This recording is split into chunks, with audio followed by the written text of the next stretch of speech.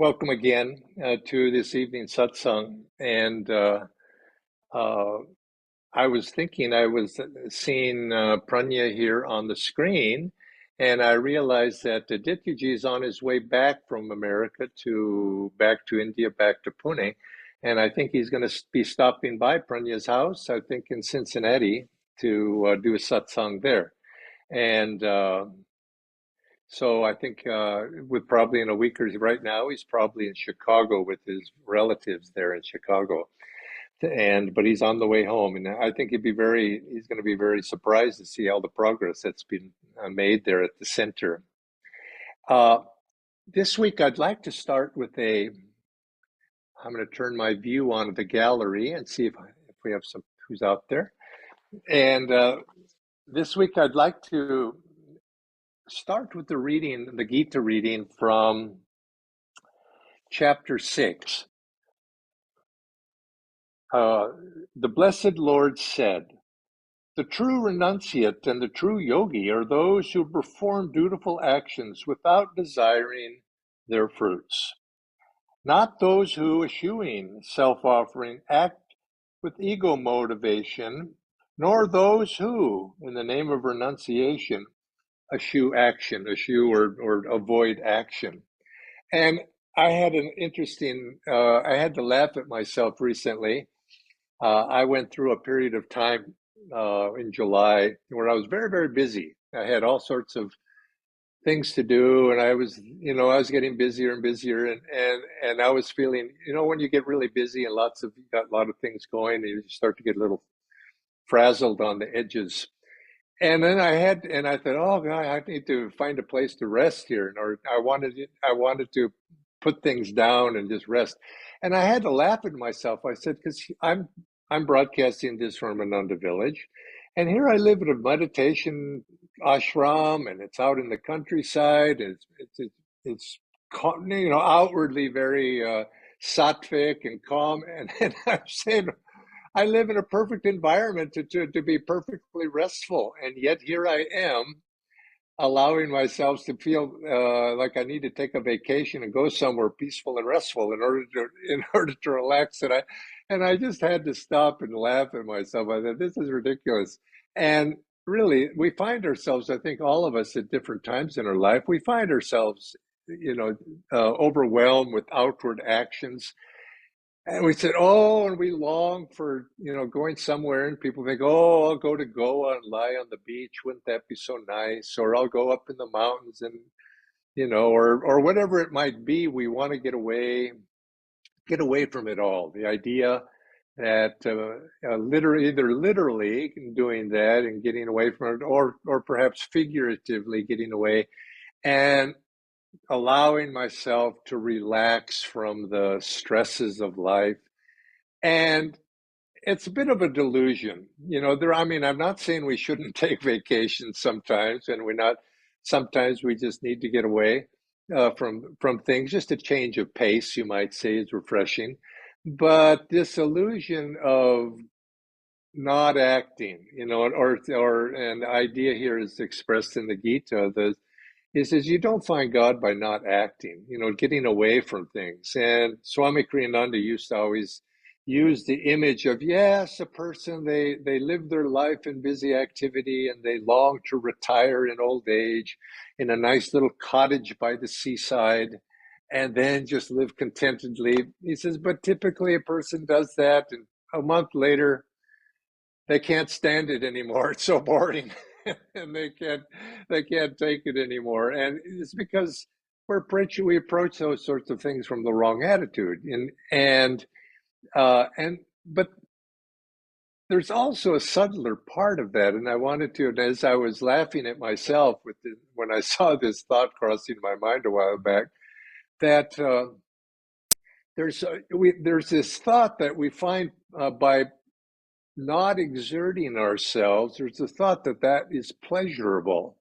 It's pleasurable to not exert myself. In other words, we've been so much under stress, and to just relieve that stress, it's true. Physically, we relieve that stress a little bit, and it is pleasurable. But in there's also a little bit of the seeds of unpleasantness that we plant in ourselves if we think that way too much. Because what we're saying is to exert myself is unpleasant. And we begin to think in terms of having to do something is unpleasant, whereas doing nothing, that's what pleasantness is. And of course, you can see this is a slippery slope, and we can really find ourselves being tamasic and lazy if we go down this slope. And if, for example, if we take this thought a little bit further, we realize that it takes an exercise of will to do anything. And so if we think, oh, but that will, that's going to make me tired. We begin to associate using our will as something that's unpleasant to do. It says subtly. Now, I'm not. We wouldn't consciously think that maybe, but there's a certain subconscious thought that, oh, doing something is unpleasant, and I guess I have to take a death. I have to do it. Life is dutiful. I mean, to do my duty. And we associate it as unpleasant. The pleasant thing would be to do nothing. And of course, that's a delusion. And I'm taking this to the degree, but we finally find that acting consciously and using our will is less to be the desired than the opposite. And this can be a little habit that begins, or an attitude of mind that doing less is pleasant rather than doing more, and that's painful, or that's doing more is unpleasant. And Swami Kriyananda, when he would speak a little bit to this subject, he had this phrase that he would always use. It was a French phrase. It says, nostalgie de la boue. And it was a very nice, French sounds such a nice language. He says, this nostalgie de la boue means a nostalgia for the mud. And in other words, there's a subtle pull in the mind subconsciously, but it's very subtle. It's a subtle pull toward being unconscious, a subtle pull toward being, or perhaps being subconscious. That desire to sleep. Sleep is that phrase of the one yogi or pseudo yogi in the autobiography. If you sleep too is samadhi, he would say. And it's that pull. I don't want to face things in life. I want to rest. And this downward pull of the subconsciousness, it's there behind our thoughts. If we begin to associate action, facing, doing things as unpleasant and difficult, and if we think of it also as painful, you see, because lots of times those things that are unpleasant are often associated as being painful. And if we're not careful, we begin to think of our life itself becomes a painful experience to be avoided. And obviously, that's not what we want to do, and because it goes against our true nature. Our true nature is the very nature of our existence is there's a subtle desire moving against that. It's a desire to grow, a desire to expand, desire to feel, to make progress, to find meaning in life. But there's a certain element in all of that that is associated also with struggle. And this is why the spiritual path itself, it's climbing a mountain rather than the opposite, which is, oh, if I could just take it easy and slide down the mountain. Well, we're never going to slide into self-realization or enlightenment in that way. We have to exert. We have to use our will. We have to become conscious. We have to wake up. And in the morning, you wake up in the morning, you go, oh, I just like to sleep here a little bit longer. That tendency to want to sleep or to sleepwalk, we're going to never be able to find. We don't want that to be a habit of mind, because we'll never find what we're really looking for by avoiding life, by avoiding confrontations or difficulties. pain and suffering, you could say, are part of that. Because there's a natural impulse to avoid pain and suffering, and we turn away from it. And so these subtle little thoughts, that sort of tension and difficulties are to be avoided, is implant themselves within us. But I'd like to share with you a couple of examples of what I'm speaking of. That life is a succession of solving problems. Is sort of what I've come to see.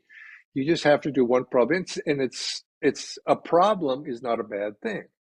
A problem's not a difficulty, but sometimes it can be associated. Well, life is overcoming one painful thing after another, and this tendency of mind to say no to that, I don't want to do that or avoid it.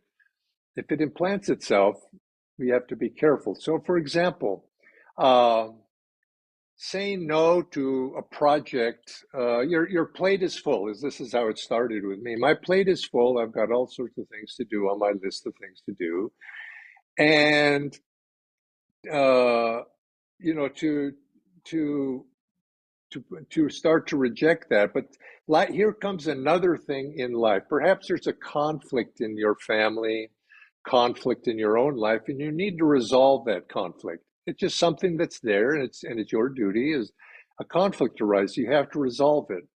The mind says, "Oh no, not again! Another resolution. I have to do this." And there's a tendency to not want to do it, not want to resolve that conflict, or perhaps uh, you are so busy, and it's really truly you're busy. Somebody asks you to do something more, and you have to say no to that person, because oftentimes I always like to say yes, but there are times I actually have to say no, I can't fit it in because I'm already scheduled to do that or that. I find that difficult. And again, now it's hard to say no when it's a proper thing to say no.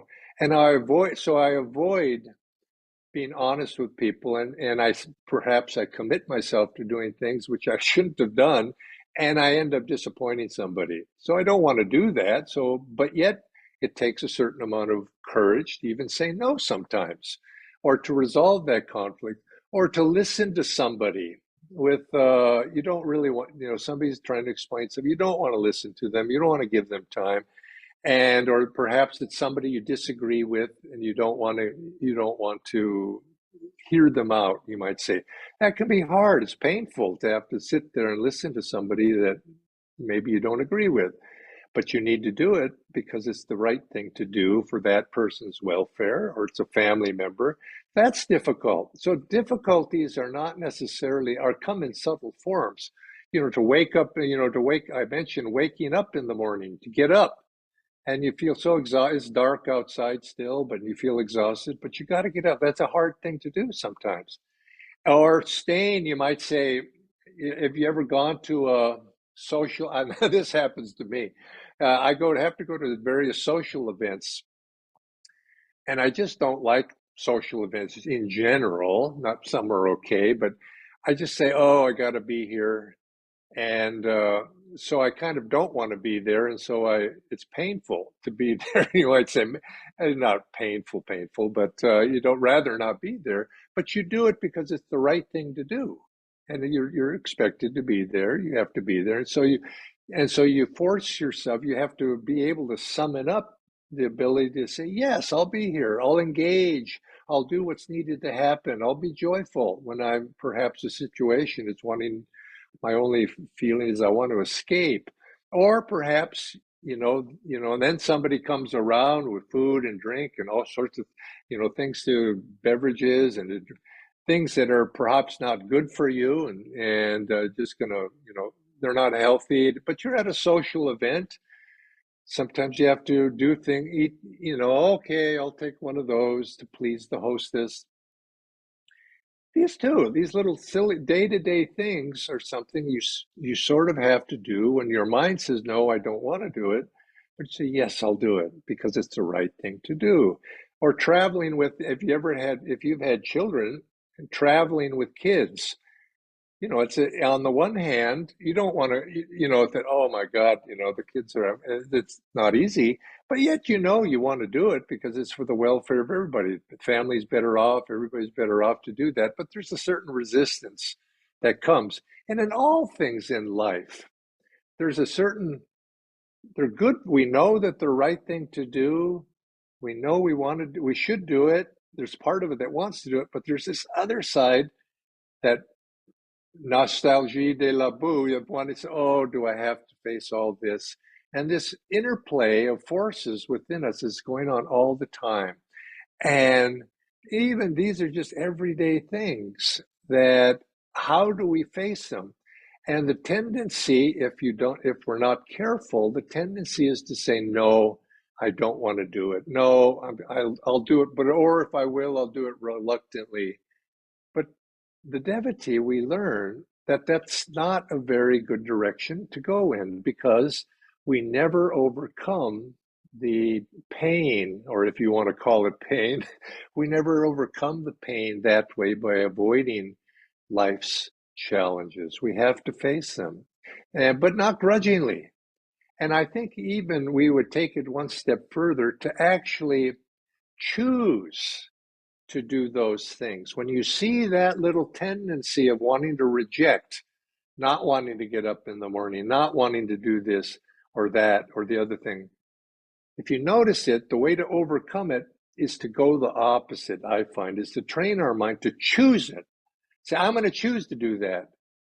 And not to break that habit, you might say, I'm going to go to that event. I'm going to participate in that. I'm going to embrace that situation. And when we start to choose them, and not just choose them, but choose them joyfully, embracing them, because we find that in the doing of these sorts of things that are difficult, all of life's millions of little difficult things in life, if we can face them joyfully, willingly, and actually choose them when they come, or let them come and then actually embrace them, in the end, we gain.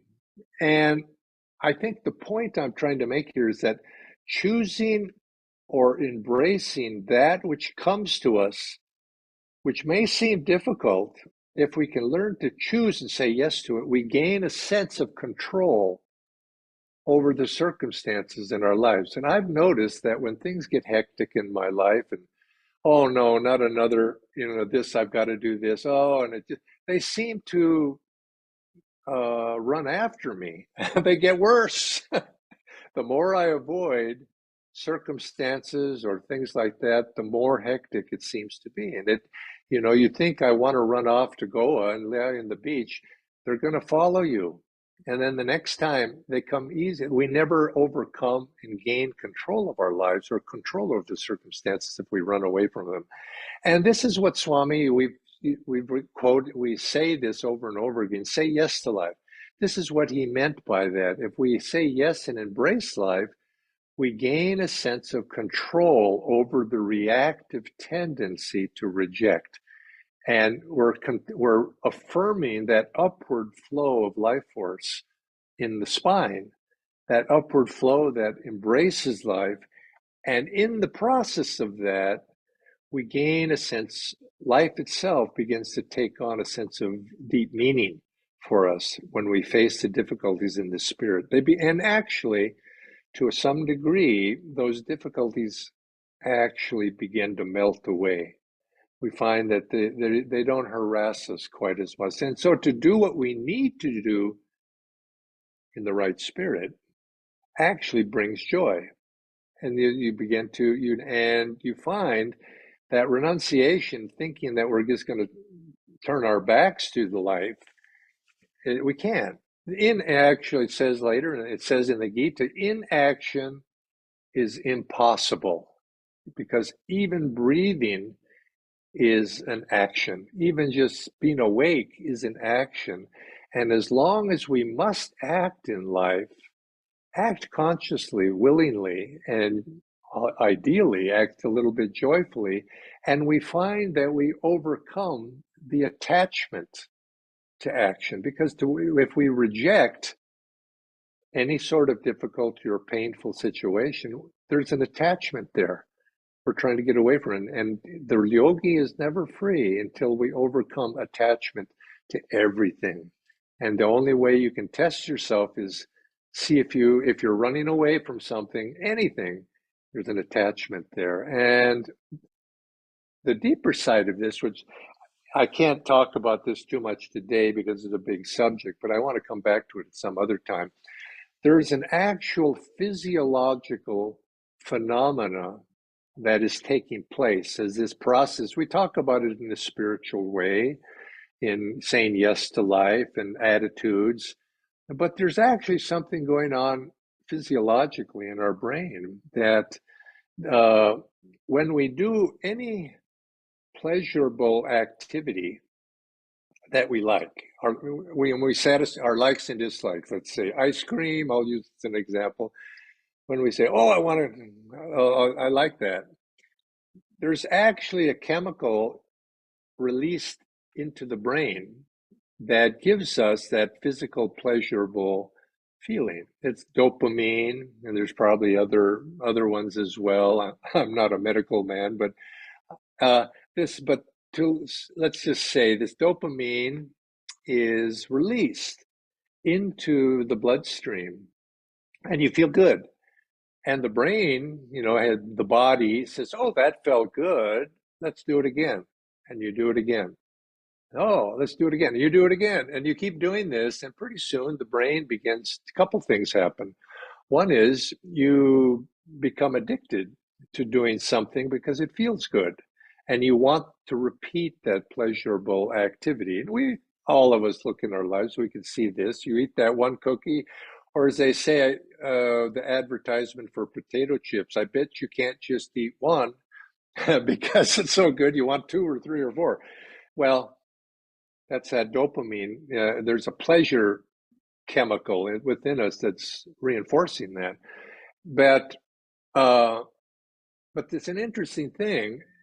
The body knows that's not a good thing physically, and so you don't. The second time, it's not quite as pleasurable as the first time, and the third time less so. And so, because the body starts to turn off that chemical, and then you find yourself in a state of not being able to enjoy anything really. I mean, if you live totally in the senses, you ultimately can't enjoy the senses at all because they are very naturally, they're numbed. And then you might say the more insidious thing is, the more we say, if we numb ourselves, we also find that there are certain moods begin to come, which are also chemically induced. And that's the body trying to tell us, bring yourself back in a state of balance. We become anxious, can't sleep, maybe, depression. All of these things are simply the body trying to get us back into a certain balance.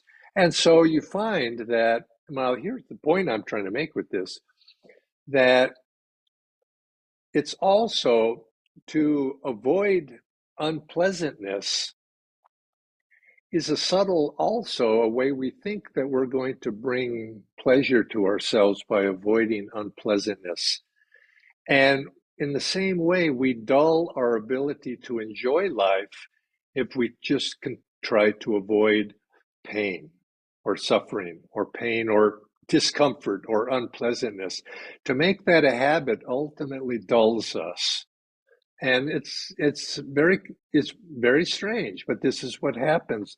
We have to be able to build ourselves up to the ability of facing unpleasantness to allow us to actually feel a sense of meaning and joyfulness in life. And there are many physical examples of this. Years ago, uh, I went up to Badrinath, and there's at the temple there's a kund, tapta kund, where you take a plunge into the hot spring water there, or sometimes it could be cold, but in this case it's hot. And before you go into the temple is a means of purification. And I remember going up there years and years ago, and I thought, oh, okay, I'm going to do that. It seems that's tradition, so I'll do it. And I jumped in to that hot spring kund pool. Wow, that was hot. And I still remember, I think it was the hottest bath I ever took in my life. It was so hot.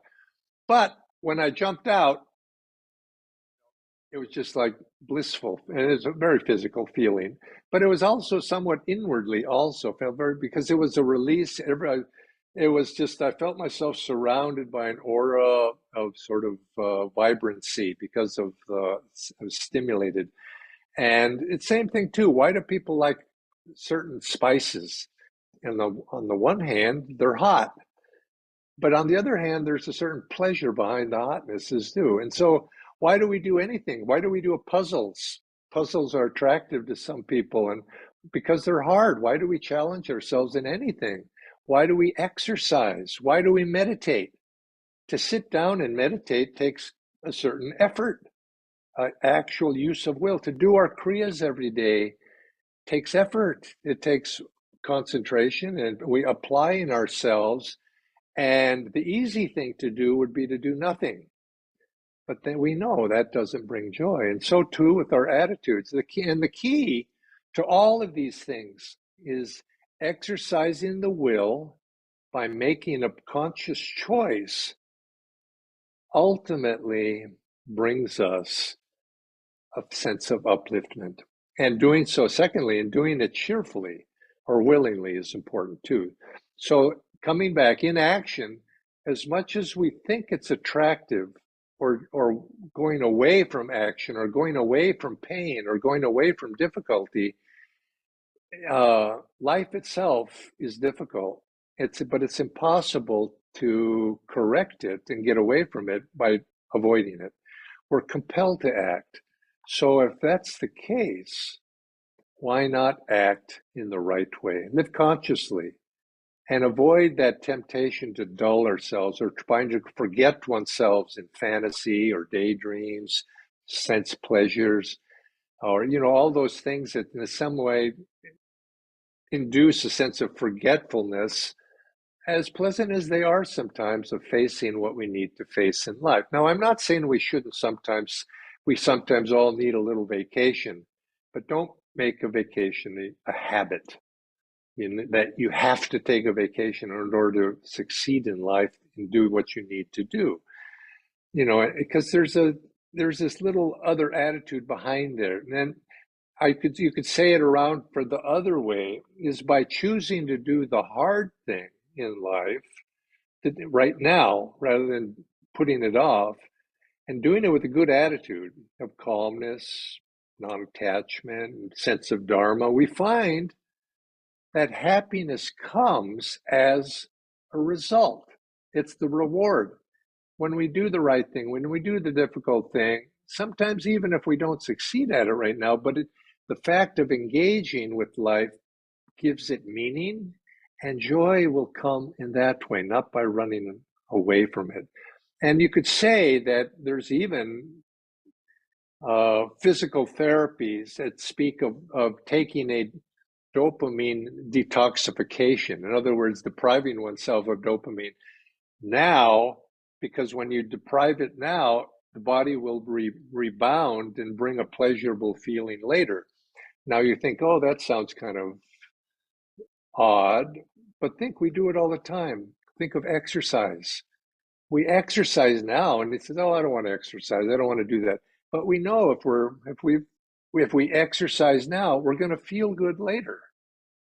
And so it's turning toward what is uncomfortable now allows us ultimately to gain twofold, live a richer and more full life. And so take a step toward, I think is what I'm saying here, is take a step toward doing sometime in life. Don't toward what is uncomfortable. If something's uncomfortable, don't let your first reaction be, I'm going to avoid it. I'm going to go away from it. Especially if those things that are important to you in life, care about life, if it's uncomfortable, look, is it something I should be doing? Am I going to have to do it? Is it my dharma to do it? And sometimes just for the sake of it, it's uncomfortable, yes, but I'm going to do it. I'm going to say yes to whatever, and especially if it's come to you and it's in front of you, people often ask the question, what's my dharma in life? Usually your dharma is what's staring you in the face right now, in front of you, moment to moment. And if it's unpleasant, well, maybe it's your dharma. Do your dharma, do what's needed to be done, and move in that direction. You'll find that often it gives meaning to what life is. But what I'm maybe more importantly, what I'm saying is don't run away from what needs to be done. Facing stress and discomfort rather than avoiding it. When we face these things, this makes us, and we face it, we do it, we end up becoming distress intolerant, you might say. In other words, it builds us up, makes us more resilient the next time it comes. And pretty soon, what we think is unpleasant, well, it was just a circumstance. It wasn't all that bad. And we can come to that when we deal with it. We don't ever come to that point if we run away from it. So often, too, focusing on avoiding discomfort or pain consumes us to the point that we lose sight of what is positive. You're just thinking about it. It's what's the pain around the corner? What's the discomfort around the corner? When we can relax and say, whatever comes, Lord, with you by my side, I can face anything. And think of God in the terms of joy. With the joy by my side, I can face anything. And pain and discomfort, I think, and dealing with them positively in the best way possible are a part of a well-lived life. And I think if we practice opening yourself up to the full experience of life, I think if we practice opening up to whatever comes, we discover a sense of freedom.